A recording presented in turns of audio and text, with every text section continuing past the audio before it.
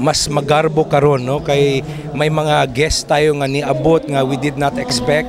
Halos tunga sa kilometrong budol ang giandam sa mga sarangan nga gidugok sa libuan ka tawo. Pasado alas 12 sa udto, gipangunahan mismo ni Congressman Manny Pacquiao ang maong panagtigom pinaagi sa pag-ampo. Dinusa sa nahimong bisita ang Vice Presidente sa nasod nga si Jejo Marbinay. Nalingaw gayud ang tanan dihang gisugdan na ang budol fight. 5, 4, 3, 2,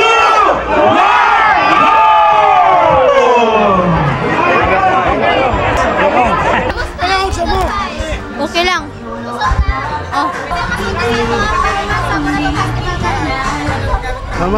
Sa maong kasaulugan, dili lamang ang taga-Sarangani ang nalingaw. Apan ang mga bisita nga migikan pa sa kauluhan, ang nalingaw dili lang sa maong kasaulugan, apan lakip pa usab sa mga maanindot nga talan-awon sa maong probinsya. Napansin niyo sa Sarangani?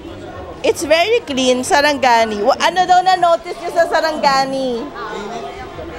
What did you notice? Maganda, malinis, organized.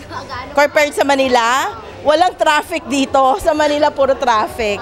Si Lani Rendon, tubong Sarangani, ang nakabutyag usab nga bisan siya ang nalingaw gayod sa mga giandam sa lokal nga kagamhanan sa Sarangani sa maong kasaulugan. Apan aminado kini nga nabitin siya tungod sa hamubo nga panahon sa ilang pagselebrar. Okay lang man celebration, kaya lang very short ba kasi 2 days lang man.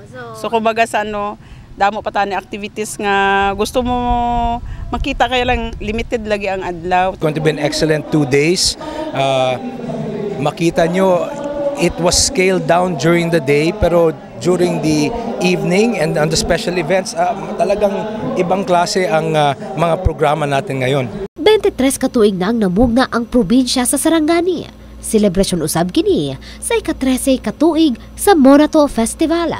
Ang Monato, usa ka pinulungang blaan nga buot pasabot muna kun una ug to kun tao. Hinungdan nga ang pasabot sa mga kasaulugan sa naunang tawo sa Sarangani. Nahuman man ang ilang selebrasyon ning tuiga, apan makit-an sa mga mata sa sarangan nga sila nalipay ug walay kabalaka, gumikan na usab sa hugtanong seguridad nga nahatag sa kapulisan.